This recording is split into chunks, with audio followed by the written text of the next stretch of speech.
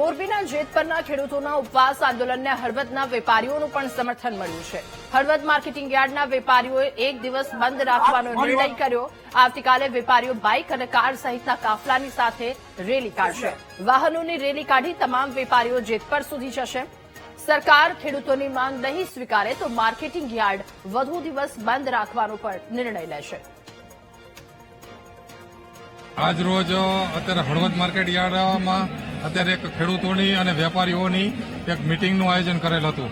આ મિટિંગમાં અત્યારે એક સર્વોપરી જે નિર્ણય કરવામાં આવેલ છે કે હળવદ તાલુકાના જે વેપારીઓ છે તે વેપારીઓ દ્વારા સમર્થન આપવામાં આવે છે અને માર્કેટ યાર્ડે પણ જેતપરનું જે અત્યારે આંદોલન ચાલી રહ્યું છે ખેડૂત આંદોલન એને પણ સંપૂર્ણ સમર્થન કરવામાં આવેલ છે।